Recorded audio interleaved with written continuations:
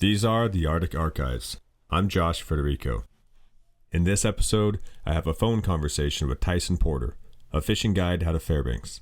We discuss some of his hunting highlights, people skills he's learned from being a guide, a boat crash incident he was a part of, and how he and his wife made the decision to move from their home in Maine all the way to Alaska. Here's our conversation. Enjoy.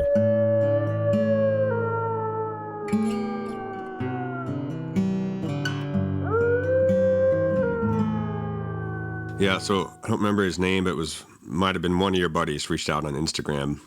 And Matt probably, yeah. So yeah, you said you got to talk to Tyson and hear his boat crash story. So it's got to be good. But hey, he was there too. Oh yeah, oh, so he could have done yeah. it. He just had cold feet. That's funny. I guess so. We'll have to harass him a little bit then. So yeah, maybe before we get to the fun stuff, do you want to maybe tell me real quick like how you came to Alaska? I was looking at your blog a little bit this morning, so I guess you're from Maine prior to? Yeah. Okay. Yeah, I grew up in Maine.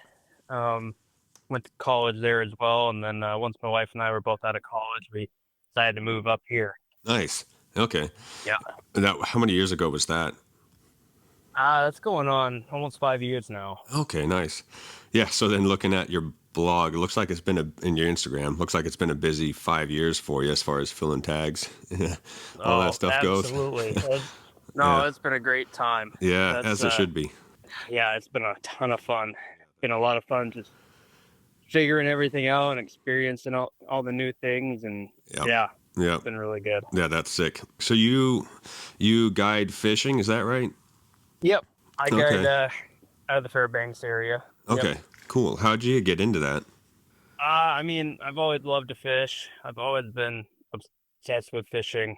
Went for school for wildlife ecology, but focused in fisheries. So I always wanted to do something with fish and wanted to probably be like a fisheries biologist. I did a couple years worth of work for Fish and Game back home, and so then I mean, coming up here, I was ready to do whatever. I was just gonna be happy to be in Alaska, but just kind of came across that job that first fall we moved up here, and I mean that's where I've been ever since. So it's worked out really well. That's cool. So you knew you wanted to go to Alaska, and then you found the work after the fact. That's cool. My wife had her job lined up, and once her job was lined up, we were moving up, and that's sick. Yep, I almost started a job working up at the gold mine. Oh wow! North of town here, and that was definitely gonna be like a temporary deal for me. Like I always have had my sight set on something with the outdoors, you know. Yeah. Yeah, that's pretty sweet. If you can find something that you like doing and takes care of the family and everything, but it's outdoors. You get to, it's not just your weekends or time off. You get to be out there all the time. This is really cool. Yeah. So that's pretty sick. So how'd you decide on Fairbanks area versus somewhere else in the state for that?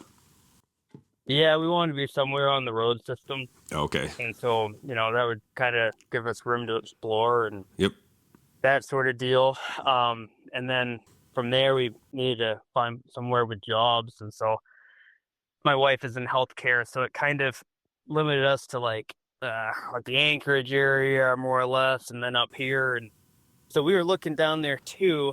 I'm glad we ended up here in Fairbanks because we're both from a little town. Yeah. Like 800 people. So to us, Fairbanks is busy enough.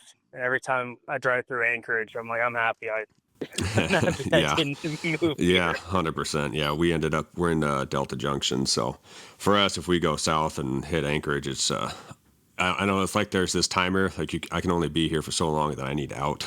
So I feel you with that. Yeah, I love Delta. Oh yeah, that's one of my favorite areas. It's cool. It's I don't know. It's like everything to do.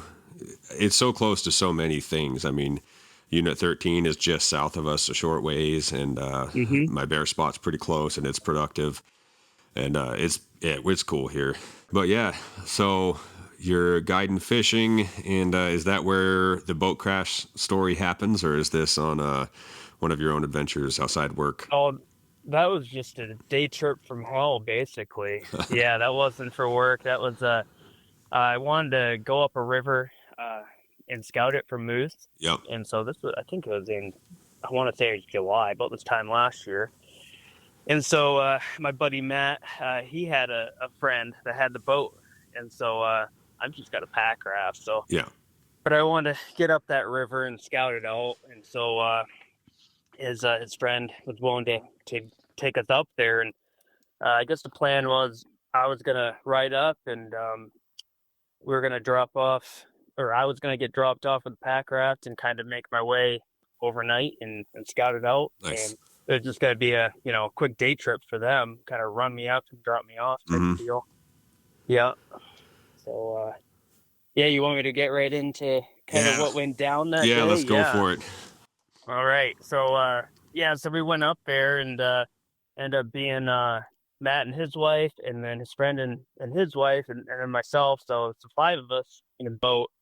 And he had a pretty nice boat. It's like a one of those like sport johns, Yeah. 24-foot with the inboard, Okay. like a 200 horse inboard. Yep. Nice boat, had a canopy and stuff on it. Pretty big boat. And it's a pretty tight river, more or less. But I mean, he had been up there by the sounds of it quite a few times. He used to moose hunt up there and stuff, and so good Yeah. deal. And so anyway, we kind of had a hard time like getting the boat launched because the water was so low, Yep. and we had a lot of weight with five people, and so in the back of my mind, I'm like, man, like, we got a heavy load. I had my gear, and then they had their gear and like coolers, and I'm like, man, there's Right. a lot of weight in this boat. And I hadn't been on that river, but I had heard quite a bit about it. I knew it's kind of a notorious river for log jams in particular, Okay. and just being a tight river.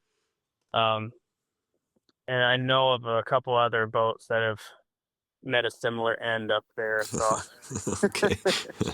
It had a reputation. yeah. So anyway, like we get going, and we only made it. I want to say like 4 miles up the river, and it's skinny. Uh, you got a bunch of sweepers coming across, Yep. and he's giving her the corn like you have to stay up on steps and Yep. keep going. You can't come to a stop. Running that shallow water, and we came up on a corner, and there's a log most of the way across the river, and then there's a little side channel. And it looked to me in the back of my, I was thinking like, man, like can we run that in this boat? Like, I don't think there's enough water, right? Right. Like, there's enough. The boats that I run, I'm like, I wouldn't put the boat in that channel. I'd be sucking up gravel bad, just run out of water. And so, I mean, he lined up with it, and we went through it. We made it up through, but we sucked up gravel when we did, and so tried plunging it out, but I what I'm sure happened was a rock got up through the grate, Yep. got sucked up in there, and so you still in that river with the log jams and stuff. You can't. It's hard to just stop and try to get something Yeah, out like exactly. that. And so we made it up and around one more corner, but when you suck in rocks and into a grate on a jet, you lose at least half your power, and Yeah.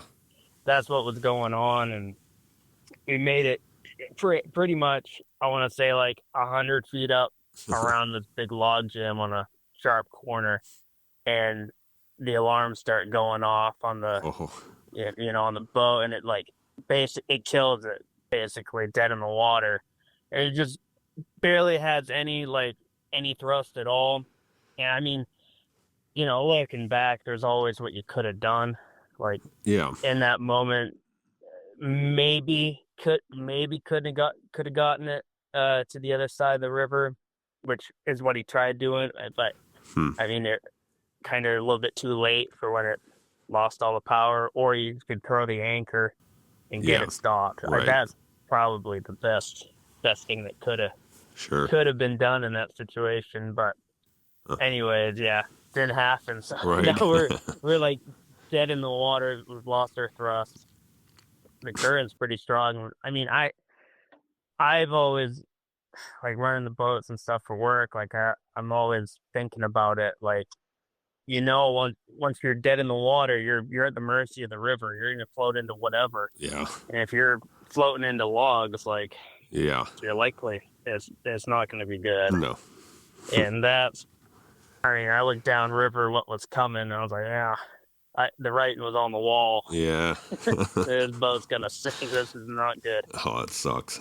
And there was a tree coming out like a cottonwood, about the height of the canopy, and there was a little like channel that was like getting by that log jam, Okay. kind of where we were floating to, and that would have been fine. Like we were floating down into that, and that would have been fine, but that tree coming across was just at the height of the canopy, and so we ended up coming into that. Oof. And that dipped, when that got caught on that, it dipped the upriver side of the boat underwater. Ooh. And then the river, started coming in the boat. Yep. And this all happens in a matter of like 10 seconds probably. Yeah. It's just a bang bang thing. So I mean, we were kind of at the just at the beginning of that log jam on that corner, and the current is flowing kind of around, pushing into the boat and then into that log jam. Okay. Pretty strong right there. And so when the water started coming in, we were wearing headsets, so we could like talk to each other as we were running the boat. Yep. And I think I let out oh shit. Yeah. Like you're sinking type of thing. Yep. And that's when I jumped off the boat, because we can't stay in the boat as it goes into the log. Yeah. Because that's like, if you go underwater upriver in one of those log jams, like you're toast. Yeah. Good luck. Right.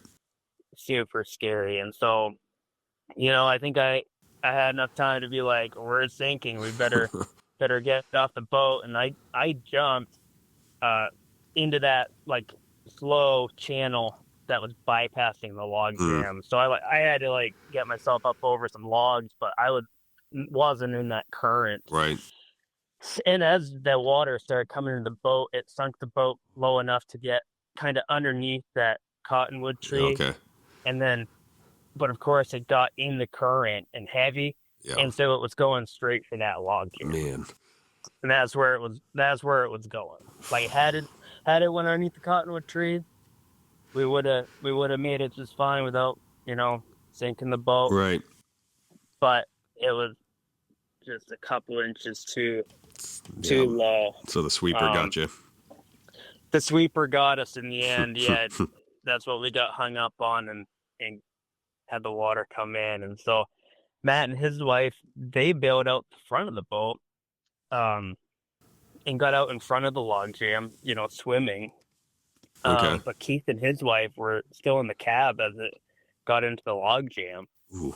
And I mean, just luckily, the boat didn't flip. It didn't roll. It half sunk as it got hung up on those logs. And so they weren't stuck underwater, basically, in the boat still. Which of course I couldn't really tell, because I was kind of behind the log jam as that happened. I could see the top of the boat above the logs. Mm-hmm. So I knew it didn't flip or was totally underwater. But we were still wearing our headsets. Okay. And so then I'm trying to, talk to Matt. They're across the river. They've got to look into the boat. And, once I hear like they're okay, they're not underwater. Yeah, I'm not drowning. They're not drowning. That, of course, that made me feel a lot better about it. For but sure. I just couldn't, as it was happening. I just can't believe it's happening right now. That's like, terrifying. This is like the things you hear about type of thing. And here we are. Yeah.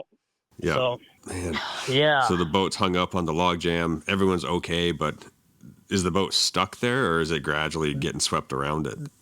the boat is completely stuck, which Yeah. is good in the sense that, they were okay being Yeah. in the boat. Like it wasn't gonna like continue to go further underwater or Sure. anything. Like it stayed there until they went back up with another boat and Okay. got it out. Wow. Um, yeah. Oh, that's Um, terrifying. so yeah. Um, so I mean, once once I know like everyone's okay, all of our gear is floating down the river, right? Yeah. So we got, our yard sale floating down. We got Oh man. coolers, we got this and that, and I swim out, grab my backpack because I've got my pack raft and my Okay. paddle, Okay. along with everything else in that backpack. And so I swim out, grab that, get that back to shore, and Keith and his wife were able to. I go up and they've gotten themselves out of the boat, and I'm able to help them through the logs and get them onto Nice. shore and Yep. reassess our plan. And once Matt and his wife came over, we're talking, and they were talking about, like who can we call to, come pick us up, basically. Yeah. I'm like, personally, I'm like, there's no chance I'm getting on another boat today. Time to call it quit while you're ahead. Yeah, like I want to play that talk raft Yep. and take it nice and slow and, Yep. and slow down. Oh dang. So that's what we ended up doing. Hmm. And I mean, the worst of the story is yet to come. So I'm like, let's inflate the pack raft. Yep. It's a big alpaca forager. I think it's their 2-person one. Okay. It's a big pack raft. So Yep. I'm like, I can take someone out with me. Yep. And then, you can start making your way down river, and then I'll walk back up, grab Right. Keith, and by that time, Matt and his wife would be pretty much back because Yeah. we're only like 4 miles, Okay. maybe 4.5 Sure. from the road. So, like, we can get ourselves out. We don't Yeah. necessarily need It's walking distance. rescue. Yeah, it's walking distance. And so I float out the first time. I start coming back, and I'm texting Matt, and he's like, "Hey, like you better like hurry if you can. Keith isn't doing good." So I'm like, "Oh man, like what does that mean?" Right? Like it was kind of vague. Yeah. And so I get up there as fast as I can, and I met Matt. He was walking down when he saw me, and he's like, "Hey, like Keith is across the river. He's not doing good. He's diabetic and kind of had like an attack. Yeah. They were crossing across just easy, like less than knee deep water. Right. But I guess his sugar got really low, and it got him right off his feet. Oh wow. And so he ended up floating down in, hitting his head on a log. And he had a mild enough concussion, but he ended up breaking ribs too. Oh wow. Tell you the truth, I don't know if that. I think that must have been then too when he got swept into the side, and he basically was able to get an arm looped over an alder and keep his head above water. And Matt swam across and got him out. Wow. I mean, so it's just like holy crap! Yeah. It's a long 4 miles at that point. Oh my god, yeah. Yeah. So I was able to, he was doing okay as far as like he was able to get in the pack raft, and he drove himself home after it. But I mean, what a rough day. Yeah. Oh, no kidding. Man, so everyone else walks out. You floated one person out, and then Matt turned out all right. Oh yeah, yeah. I went and met them, and they were almost out. And okay. So that was that. Yeah, that's terrifying. Man, I felt so bad for Keith because I mean he lost his boat. I mean, poor guy almost died twice. Right. Like it's like gosh, and of course he felt so bad because it was his boat, and he had been up there all those times, and it's just one of those things that happens. Yeah, that's the river. So that's what can happen on a day trip. A day trip, no kidding.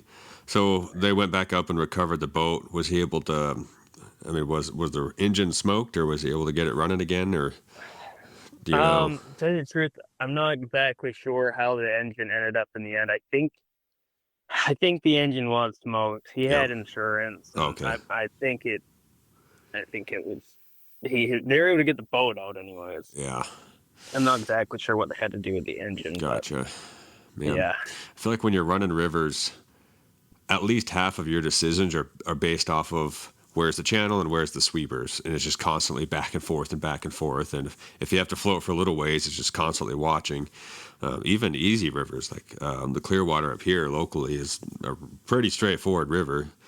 But Hmm. even if I stopped to fish for a while, and me and my wife were just always watching for sweepers, so like that whole story is like exactly why everyone's always like watching for the channel and sweepers and worst case Absolutely. scenario. So Yeah, I mean, I guess that story is a example of how quick it can happen, yeah, you know? yeah, on a day trip, no less, only 4 or so miles up. Right. But that's wild. Glad everyone made it out okay and lessons learned.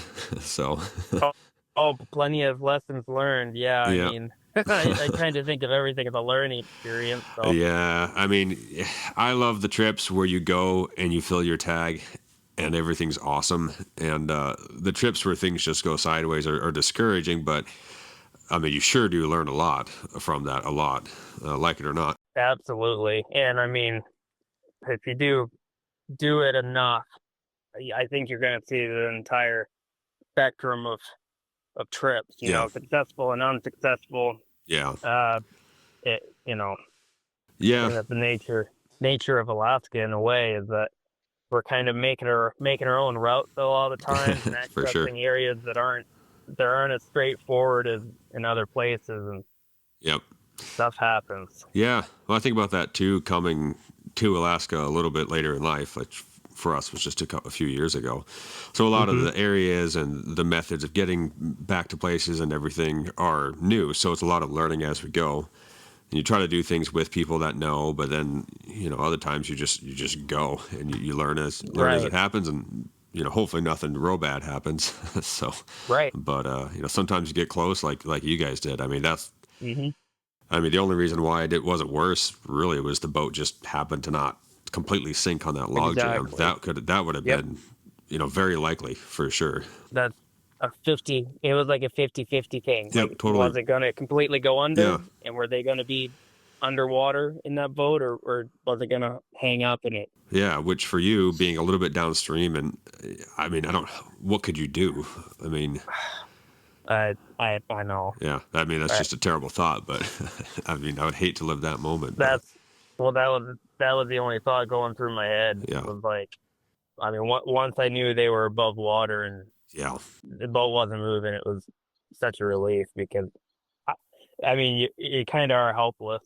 Like what, I yeah, don't know what I could have done. yeah. Because they're trapped under the boat. I mean, you're not going to beat the current, and yeah, I don't know. That's just a terror, and I doubt you'd think real clearly. I wouldn't be thinking real clearly, probably. That sort of panic. So yeah, but Right. luckily everyone made it out, and like you said, lessons learned.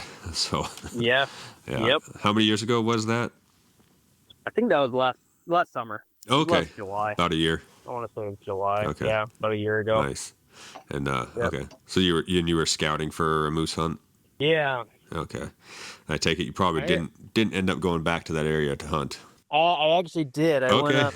Um, I didn't go in as far as I maybe would have planned. Um, but I went up a handful of miles and I camped out. I had the pack raft. So I think I went up like 3 miles offset from the river. okay, Um, and so I was maybe like a mile from the river. okay, And I was planning on, had I shot at one, hike it to the river and then float it out. nice.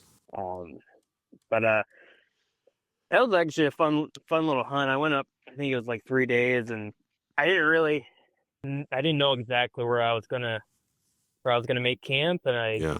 I went up and found a nice spot overlooking the valley, Hmm. nice open areas with a kind of a burn to my back, and let out a call, and I look behind me, and there's the moose looking at me from like 20 yards away. And Nice. I was like, oh man, Yeah. but it was a cow. Oh, But still.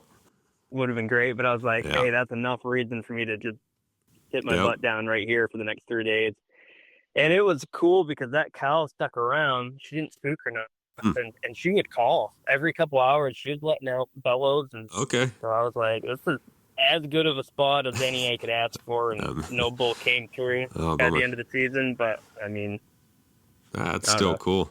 That's all you can do. Yeah. It was Yeah. I cool mean, to- it's just shot in the dark, I guess, until you have a spot figured out. That's cool, though. Exactly. So you do a lot of your hunts off of your pack raft?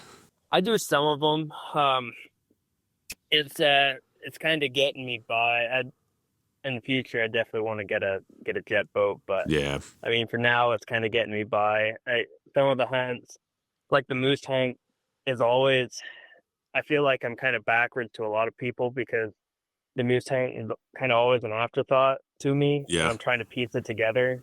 That I just love the sheep hunting so much. I've spent as much time as I could scouting for sheep, and I usually go on a longer hunt for sheep every year. Okay. So, Yeah, I actually but- read most of your sheep hunt story online. You're right up about Okay. that, which was well written. That was a fun read.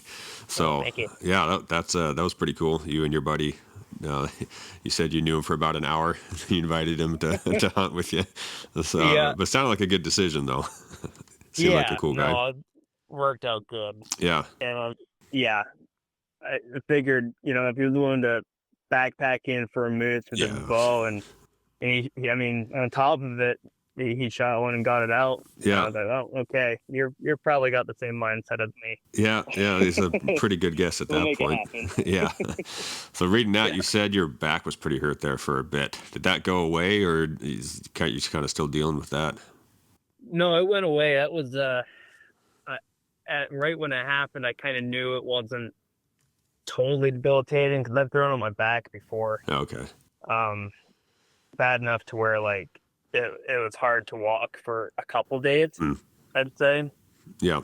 And so it wasn't that bad. So I knew I was gonna be able to, one, get out fine, and then two, I had a feeling it was gonna get better. Yeah. Okay. So yeah, I don't have any problems with Nice. that. Nice. It is something that kind of worries me though, because like I had thrown on my back, I think like 3 times, my lower back.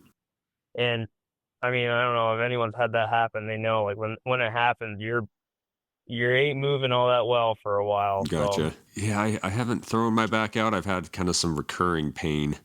I mean, I do a lot of jiu-jitsu, so that's probably to blame for some of it. But so I have wondered if I could ever have a heavy pack out and just a bad day with my back, like how's that going to go? So maybe I'll throw it out and figure out what that feels like. So hopefully not. Oh man. Yeah, I don't hopefully know. not. Yeah, I hope not. But I mean, we'll see. The times it's happened with me, it's always been like kind of whatever. Well, the worst time when it happened, I was pulling on a snow machine, kind of like lifting it up from the back end. Yeah. And I think I was, it was a cold day, and I just started like grabbing hold of the machines and pulling on them. Yep. And there it went, Yeah. But I mean, on the sheep hunt that time, it was it didn't surprise me when it happened because of what happened. Like I slipped off the top of that rock, and I just landed flat-footed. Yeah. And it was a good, probably, I don't know, 3 or 4 feet drop. With your pack. Yeah. With the pack, flat, just with no give. Yeah, that sounds Sucked, painful. But you said you usually do a sheep hunt every year at this point? yeah. Okay. Yeah. Try to get out at least for one, did a hunt for them.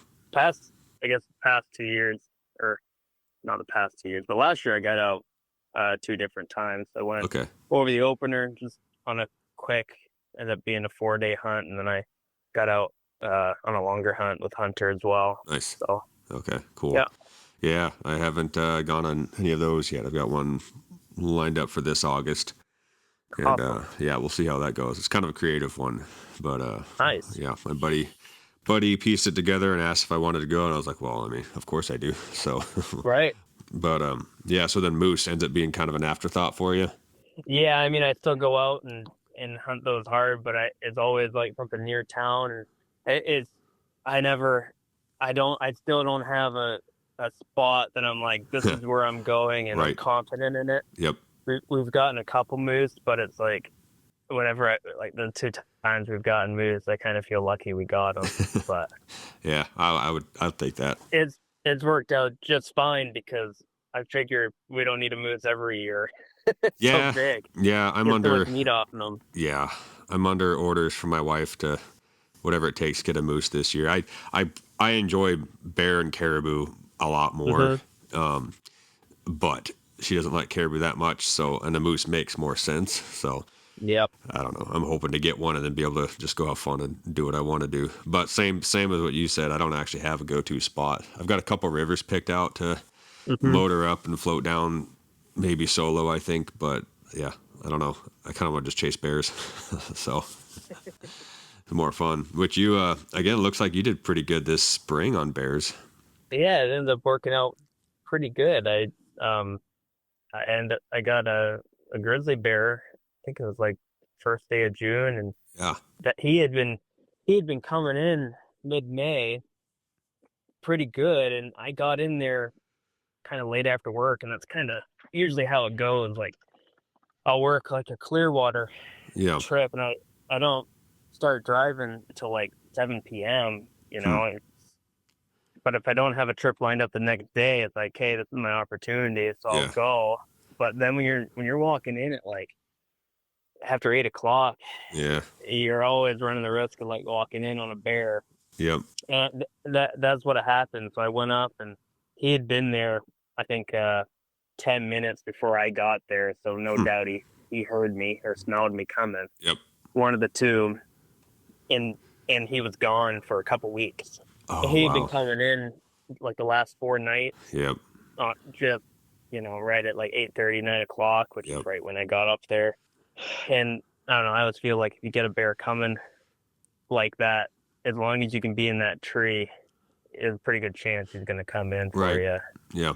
And so he was gone for a couple weeks, and there wasn't much else going on the bear bait. Gotcha. And then I ended up going up the night that I got him. I just had my appendix out, and so I couldn't toll on anything. They told me not to lift anything over 10 pounds. Sure. So I'm like, well, I still want to go bear hunting. Yeah, of course. I gotta have somebody come with me, Yep. because there's no way I'm gonna be able to get out a bear. No. I can't even pull down my bag of popcorn right now. So I'll do to get my friend Sam lined up, and I was like, hey, you wanna come up and bear hunt? Yeah. And sure. And so I was like, all right. I'm like, here's the catch, and he's like, oh, that's totally fine. So I was like, Nice. heck yeah, let's go. And so that worked out just fine. That bear had been coming again for a few days, right around midnight, and it worked out just the way I wanted it to. He came in right at that same time he had been coming, and killed him, and ended up giving Sam almost all the meat from it. Oh, cool. I don't know. Have you eaten grizzly? A very little bit. A very little bit. So whatever. If I kill one this year, I 100% intend to keep it. It's kind of funny. That's come up multiple times. Grizzly meat being edible or not, and I hear totally opposite opinions. And some people are just dogmatic, like it's terrible. It's not. You can't eat it. And then there's plenty of people who have eaten it and say no, it's just fine, unless they've been on fish or something. So I haven't eaten enough to really have an opinion about it, but I definitely do. I didn't keep last year's. It was kind of another situation, but I for sure intend to keep it this year. It's just a lot of meat. I mean, if it's edible, a shame to just let it, leave it behind, Right. Yeah, and when I got my first one, we were almost out of meat. We had maybe enough to get it to sheep season. Sure. Right? And I was like, I can't bank on killing a sheep. Yeah. In my mind, like, I can never bank on killing anything. So, and I'm like totally opposed to buying meat. I hate it. Anytime like I have to buy meat, it's like I could be, I should be in my freezer already. Right. So almost all of our meat we eat is wild game. Nice. And so anyway, that spring I shot a grizzly bear, and I was like, I want to, keep this meat Mm-hmm. for the sake of like we don't have any meat, and so when I skun it out, and I had heard like you kind of know when you skin them, like Yeah. if they're going to be good or not, and it smelled just fine, Okay. and it tasted good. To me, it tasted like any other bear. Yeah, It tasted that's like a what I've black heard. bear. Yep. Yep.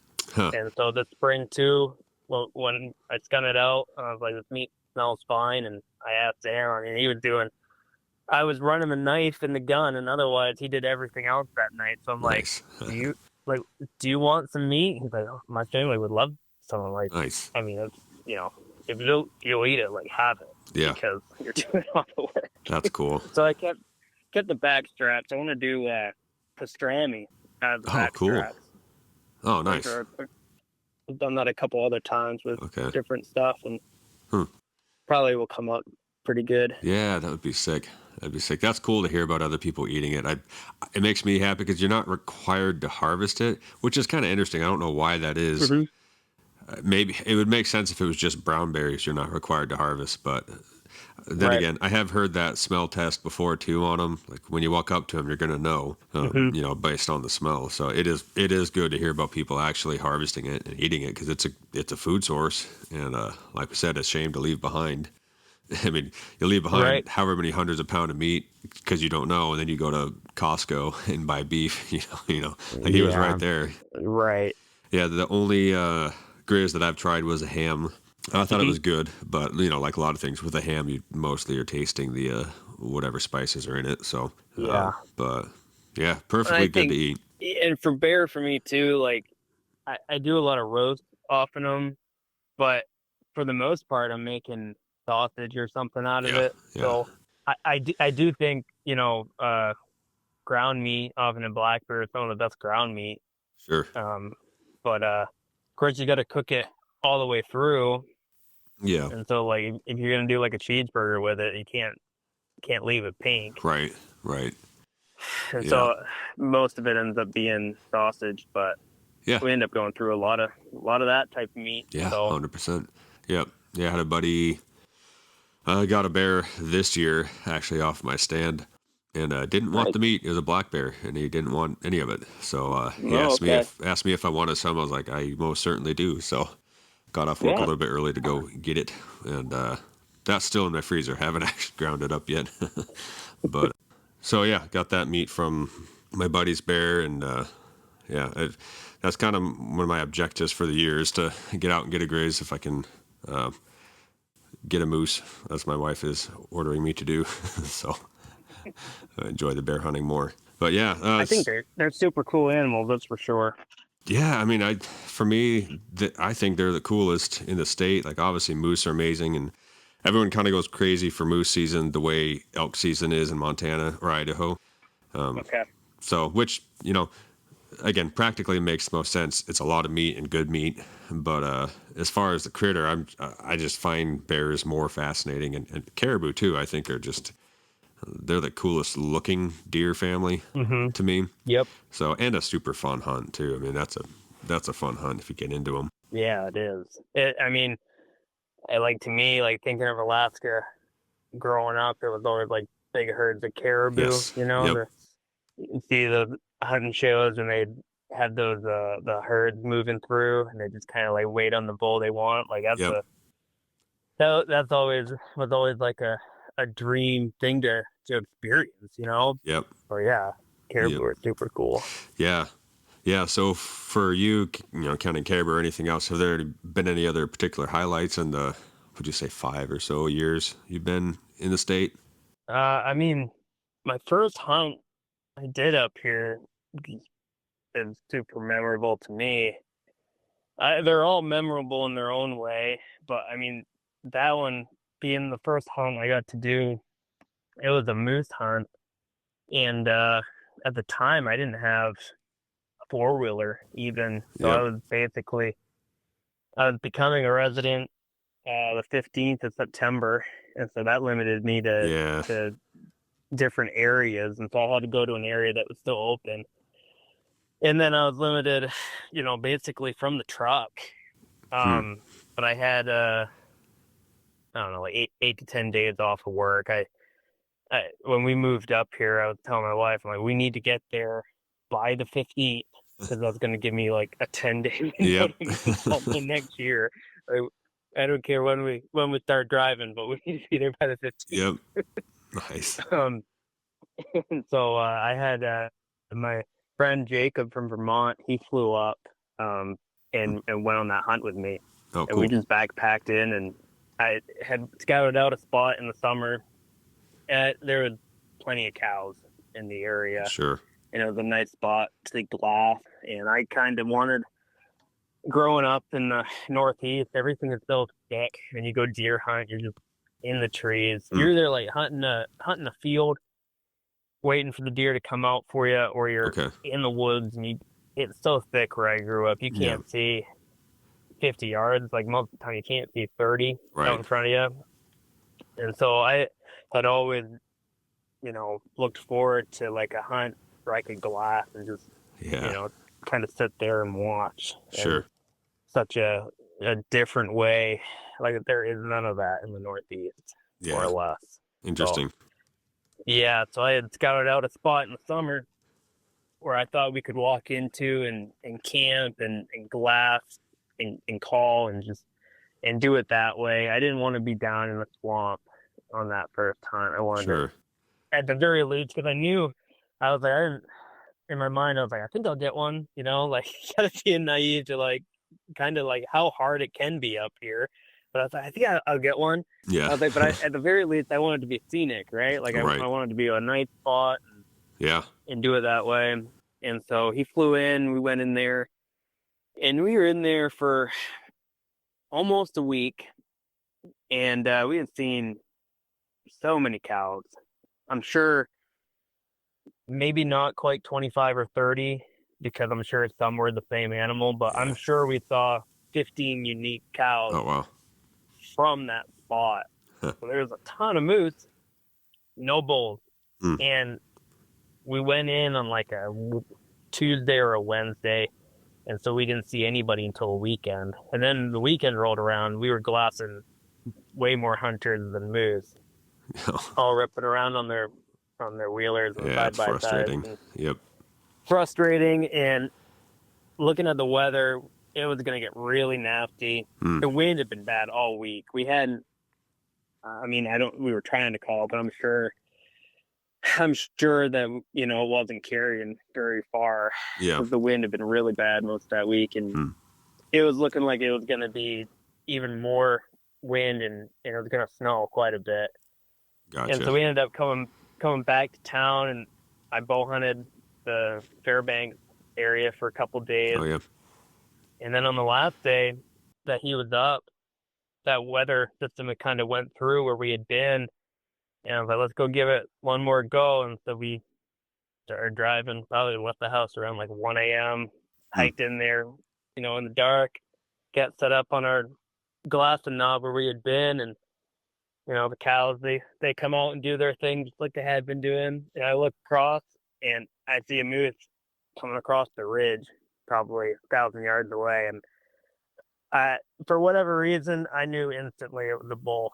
Like, I didn't quite see the antlers yet, but just the way they hadn't seen a moose moving through that area, it was a spot where the cows weren't hanging out. Right. And just the way it was like moving, I was like, that's gonna Looks be like a bull. bull. Yeah. Yep. Nice. I threw the binos up and saw the antlers, and I was like, game on. Heck yeah. Here we go. And so I called to him, and he would look every time I'd call, and he was coming at a diagonal down the ridge closer to us. And the closest he got to us about 700 yards. Okay. And he was looking over to us, but he didn't come across. And I couldn't believe it, because it was, well into the rut. Yeah. And he was obviously cruising looking for cows. Right. Maybe I just sounded more like a Maine moose to him. Yeah. You He had an accent. Yeah, maybe I had a weird accent. Right. And he's like, I don't know about her. Like, that's not a local cow. Yeah, I don't know. That's funny.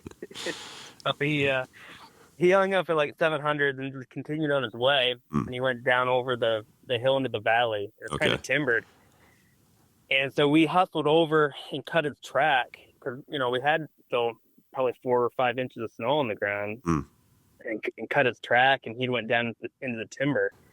And when I had scouted in the summer, I had come from the other side of the valley, and it was very, very steep. I mean, moose are amazing where they can go, but I kind of had a feeling, I was like, I don't think he's going to go straight across and up that hill. I think he's going to, and then I was like, if he wanted to go down the valley, he would have just went down the valley and cut across the opening. I don't think he would have made a hard right-hand turn down into the timber. So I was like, I think he's going to go up the valley. And so we climbed up a couple 100 yards so we could look up in there. And it wasn't a few minutes before he walked out of the timber. And he's probably 3/4 of a mile up the valley from us. Okay. And he walked into that opening, and right as he did that, a cow came out from the other side of the opening. And so they were together. And I was like, oh, that's a dead moose. Yep. Like, he's got his cow. Yeah. He's They're anchored. just going to hang up. He's anchored. We can just go in slow and kill him, right? Nice.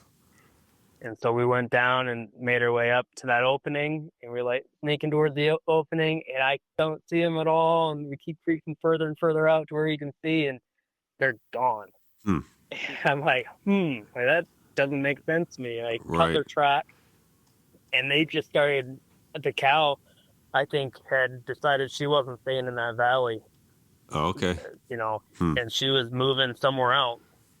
And he was going to go wherever she went. Yeah, gotcha. And so, judging off of their stride and stuff, they weren't stopping to feed. They were just cruising, walking. And we tried to do a lot of tracking for whitetail back home. Once there was snow on the ground, it kind of gave you the best chance of finding deer because it's such a low density of deer, let alone bugs. Okay. That, once there's snow on the ground, late November, you tried cutting a track and jumping on it. Interesting. And so it kind of was just like doing that for whitetail, but for moose. Yeah. I mean, with the moose, I could look up 100 yards in front of us and see where they'd walk through that brush. Sure. Because there's no snow. Right. So it's super easy. But I kind of, followed at a walking pace for couple 100 yards, but they weren't slowing down, they weren't feeding, so I was like, I need to quicken my pace because of mooses, they're walking pace on through that brushy tundra stuff, and our jogging pace. Yeah, for sure. and so I started like at a jogging pace, and that went on for quite a ways up the valley, and they go into these alder thickets that, I mean, you're basically crawling through, and I don't know how a moose, it always amazes me that they are able to go through that stuff so easily. Yeah. And so like, we're crawling through and busting brush as fast as we can, and I finally bust through one of those alder thickets, and I look across the valley, and they are almost to the rim across the valley, going over the other, the other side. Yeah. And so I laid down and ranged them, and they were like, I think they were like 475. Like, oh my God, like this is my only chance because we were gassed. We had been running through that stuff, and they were pulling away. They had no idea we were there, but they were just walking at their normal cruising pace. And so my buddy jumped out, came through the alders, and I was down already on the gun, and I was like, I'm gonna shoot. And he's like, do you want me to videotape or watch the binos? I'm like, I think you should watch the binos. The binos because, for sure. Like, I'm confident enough to take the shot, but at the same time, this is that's a long shot. a long shot. And I was like, watch for me. I might have to shoot twice. But called to him, and he turned broadside, and I shot, and it dropped him. Nice. It was nice. Just such a feeling, That's cool. Look back through my scope, and of course my buddy was, he was hooping, he was happy, and so I knew I had gotten him good and heard the whack, but I got back on the scope and just saw the hooves in the air. Yeah. I mean, it was such a feeling. I love that feeling. So that's cool. Yeah. And that was your first hunting season here? That was the first big game hunt I got to do up here. So. That Nice. just the way it worked out the last day of the hunt, and just had kind of picked a spot and committed to it. Hmm. Amazing. No more Costco chicken and Yeah. ground beef. Yeah. Yeah. With just two people, I mean, that moose probably lasted you over a year, I would guess. Over it. Yeah. Yeah. Yeah. That's Yeah. fantastic. And saves a lot of money from Costco. That's for sure. Absolutely. As it Yeah. should. So Hmm. that's awesome. That's super cool. So you grew up in Maine, right?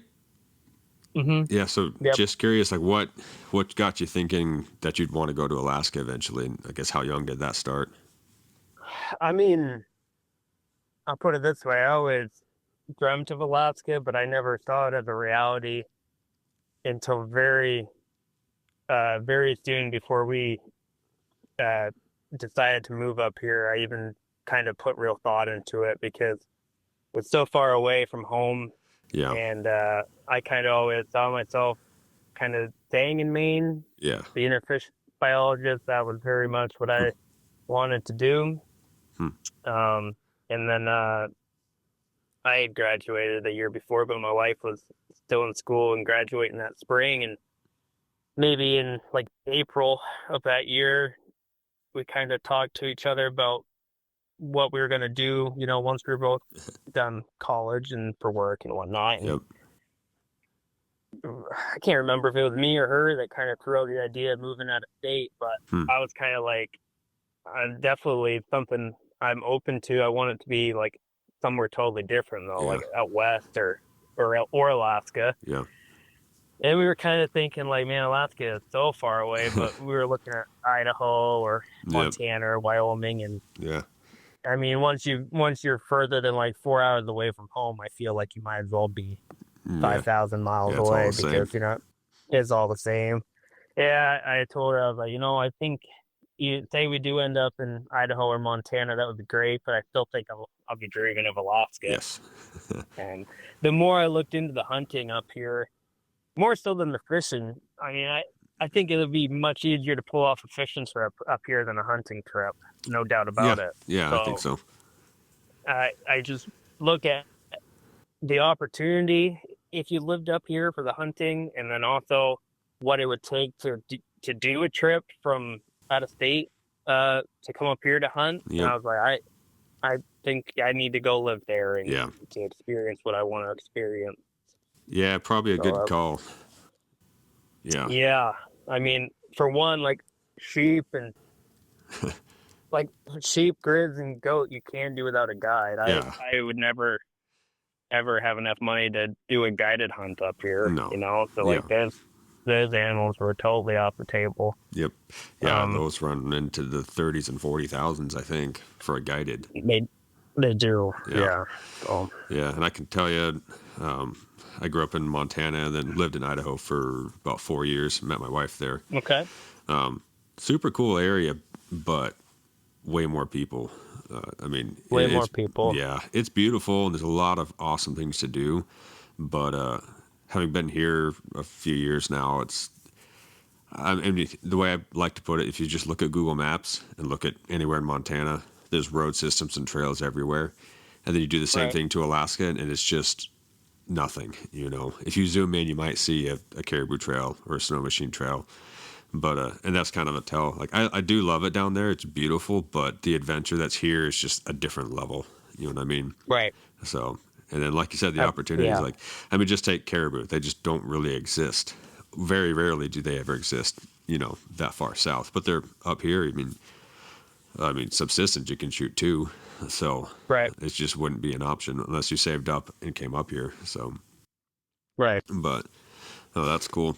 That yeah, I think that's super cool. Like having something that is your dream, and it's kind of a long shot, far away from home, but then just going for it anyway. And obviously, it's worked out for you. I mean, you've had the Oh, adventures you dreamed of.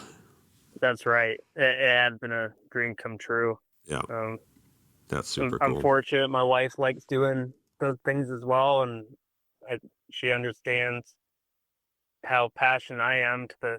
I mean, it's probably safe to say I am obsessed with. I get obsessive with like the hunting Yeah, and stuff like. But I mean, yeah, I'm very fortunate that she likes to go out and do those things with me as well. And so that's awesome. It's worked out great for us. Yeah, that makes such a huge difference, because then you're doing it together as opposed to trying to balance what either person wants. You can go do it together. So, which is cool. So with guiding fishing, you obviously work with like different people on a very regular basis. So I'm just curious, and I've been curious to ask this of some hunting guides and everything too, but what are maybe some of the people skills and other lessons like that you've learned from the guiding industry? Yeah, I mean, patience probably is number one, because, um, and tailoring, I would say tailoring my expectations too. Like when I went fishing on my own time, it's always been about the fish, right? I would say that. And I get people with totally different set of experiences and skills. So and different mindset too. Like I'll have people that, they're just happy to be on the water. They don't care if they catch any fish. Yeah. Look at me, I'm just like I'm there to like get fish, which I'm totally, I've learned to I think the best way to go about it is like tailoring the trip to the client. Whatever I try to figure out what they want from that day of fishing, what their goal is, and I do what I can to meet that goal. Gotcha. If their goal is to have a relaxed day on the river, and just catch easy fish, right? Then okay, like you've never fly fished before, but you've spin fished a little bit. We're not going to touch the fly rod. Like I'm not gonna make you learn something new today because you just want it to be a chill, easy day for you. And then I'll get people that are, they said I've always wanted to fly fish. Like I want to learn how to fly fish. And then I'll do what I can to teach them everything I can in those 10, 12 hours. Nice. So has that been kind of a fun part of the job, is just interacting with people, or maybe not so much as you expected? Oh, I think that probably makes the job for me most days. I love the fish and I love fishing. Sure. That was kind of what made me interested in it at first. But I think meeting all the different people, a lot of people are interesting. It's just fun to talk to people, see what life is like where they're from. I love talking about life here in Alaska. So I get plenty of people that are really interested in my stories and what life is like up here, and I could talk fishing and hunting for days. Yeah. So yep, for sure. Yeah. That's cool. I've met some really, really interesting people from all over. I had a couple from Kazakhstan twice last week. Whoa. They were well traveled fishermen. They were fun to fish with. Okay. Nice. But the fella, he spoke very little English, kind of just hi and okay, yes, no. But his wife was kind of acted as a translator. And wow. fun to talk to them. And he had done some hunting over in Kamchatka in Russia, brown bear hunting over there. So I was trying to pick his brain and as much as I could about different hunting he'd done. He'd done Marco Polo and I gather the Marco Polo. Because they have different names for they have like they spoke mostly Russian. I don't know if it'd be Kazakh, but their native language in their country of Kazakhstan. They also spoke that, but all their animal names are different. But he told me it was how long was the horn? Meter and a half, and so I'm like, well, that's going to be a Marco Polo, right? For sure. A 60-inch horn, and that's the only thing it could be. Right. So I gather he did a Marco Polo hunt there in their country. So it's cool to the language barrier was there, but it was cool to hear what they had to say about that stuff. Yeah, that's pretty cool. Fishing they did. Yeah. So I guess it's a given then. Probably the vast majority of your clients are non-residents. Yeah, I would say 90%. Okay. I'd see a fair number of residents in the summer because we'll do the that's a really popular thing. The trophy pike trip is pretty Oh yeah, popular yeah. for residents, Okay. just because it's kind of a pain in the butt to trailer out a boat to where we go. So Yeah, yeah. I mean, Gotcha. we're getting sheefish pretty regular too now, Okay. so Huh. that's kind Nice. of a draw. So Yeah, that's cool. Yeah, I've been curious to hear about that. I talked with one old timer guide up here who said he would come on. It hasn't worked out yet, but listening to him talk, it was interesting how, like, when you think about guiding, first thought is, you know, the fish or the sheep or Mhm. whatever, and that's a cool part of it. But listening to him talk, the conversation veered more towards the people. And Yeah. since then, I've like noticed that theme, listening to other guides talk and everything. So I've been curious to hear about that. So yeah, I assume for you, there might have been some element of that that's similar. Absolutely. Yeah, Yeah, I think that's definitely fair to say. that's cool. And especially in the winter time, like our winter guiding is all on a dock lake.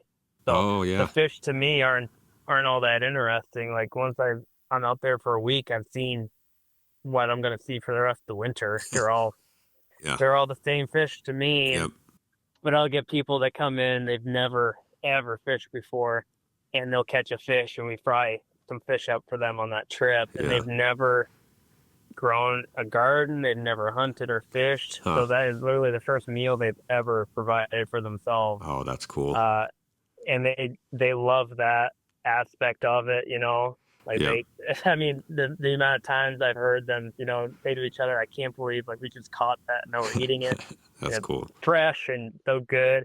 And a lot of those people are growing up in like cities and stuff, Yeah, and foreigners, and to be honest with you, they love uh the idea of like subsistence living, living off the land, hunting your meat, yep. catching your meat. Hmm. And so a lot of times they're fascinated by that concept Yeah, and yeah, that's super those cool. stories. Yeah, So it's cool to see people do something where it still has this novelty. It's still kind of the first time or first few times that they've done it. And like a yeah. lot of the little things that you kind of overlook after a while, they're all new to them. And so to them, Yep. it's like extra fascinating because the volume of new things is just way higher. And Hmm. that's got to be super cool to be around. Right. Yeah, it is. Yeah, that's awesome. Cool. Well, I think for kind of what I had in mind, that pretty much touches things. Anything else? Did we overlook anything or anything else you want to cover?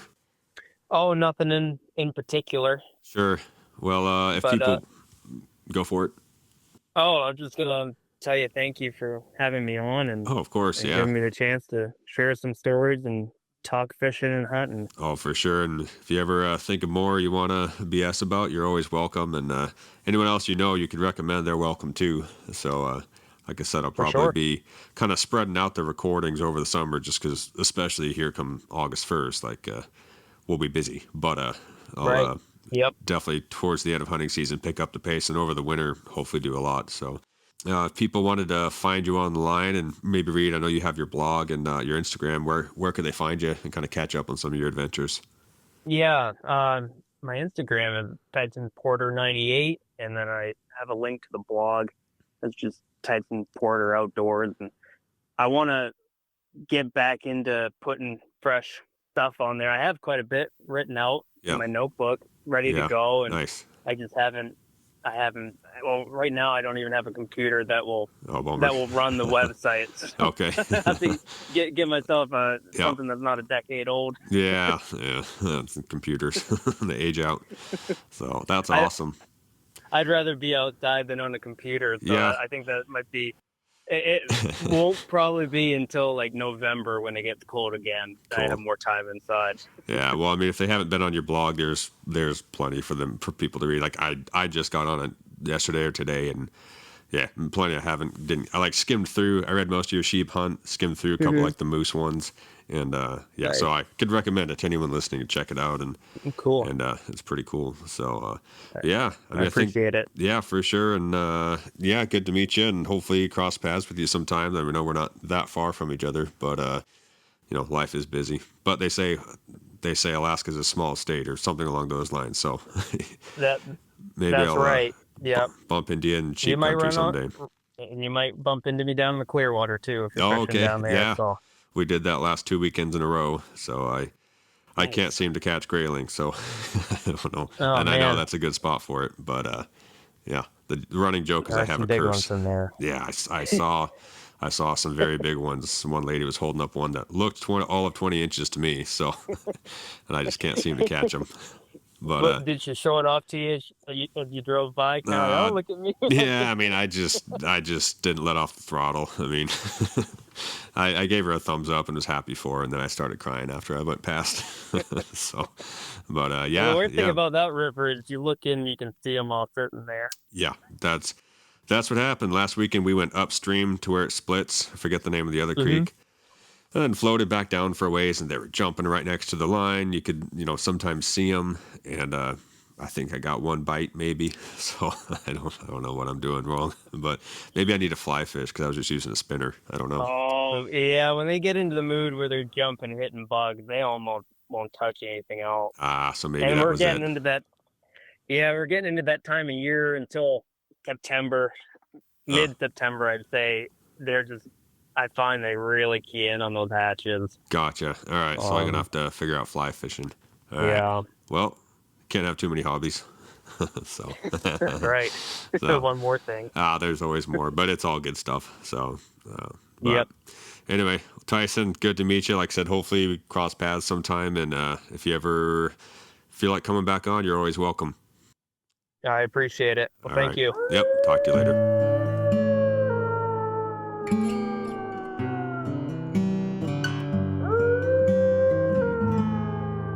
Thanks for listening to the Arctic Archives.